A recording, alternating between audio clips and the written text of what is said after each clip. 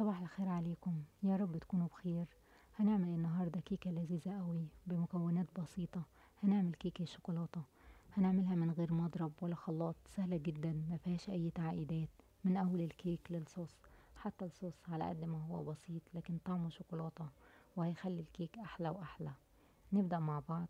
كل المكونات هتلاقيها موجودة في صندوق الوصف. معايا 3 بيضات، ضفت عليهم ظرف فانيليا واضربهم كويس. طبعا المكونات المفروض انا بكون مطلعها قبلها بمدة من التلاجة.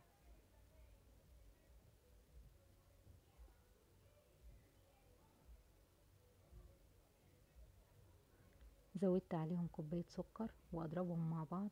احاول ادوب السكر على قد ما اقدر. زودت عليهم نص كوباية زيت وعصير ليمونة ومعلقتين خل، لازم معلقتين خل الابيض. وضفت عليهم كوباية ونص دقيق، لازم انخل الدقيق وانا بحطه على الكيك. ومعلقة كبيرة بيكنج باودر ورشة ملح ومعلقة صغيرة بيكنج صودا. زودت عليهم نص كوباية كاكاو خام غير محلى. خلي بالك في انواع، في بيكون غامق وفاتح، فانت بقى مش هتلتزمي بالوصفة، فاما هتقللي يا اما هتزودي يا اما بنفس اللي معايا. وكمان رشة قهوة علشان تظهر طعم الكاكاو. معايا كوباية مية دافية زودتها، واقلب الخليط لحد ما يمتزج كده، اقلبه ما ملش. احاول ان اشوف اي تكتلات وافكها. اضربه كويس لحد ما اتاكد ان مفيش اي تكتلات خالص.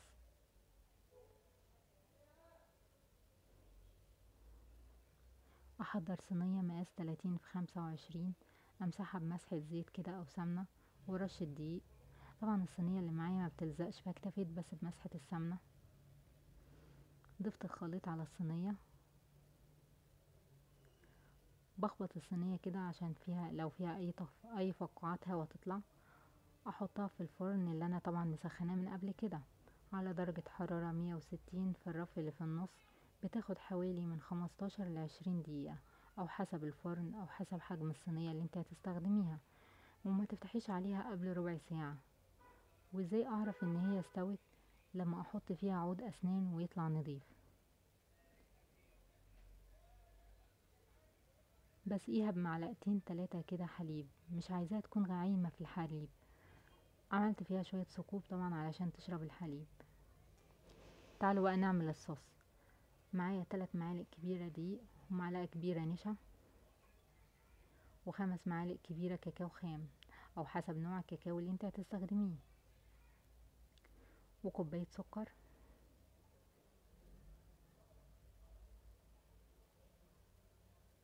وكوبايتين ونص حليب. اقلبهم على البارد لحد ما احس ان هو داب، وارفعهم على النار لحد ما يتقل.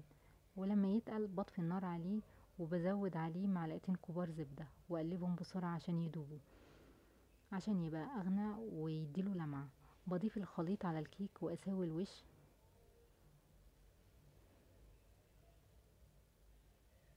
ولما تبرد اتاكد ان هي بردت خالص. ازينها باي تزيين بسيط. معايا شوكولاته مبشوره، شوكولاته فورماسيه، جوز هند، اي حاجه، او ممكن لوحدها كده.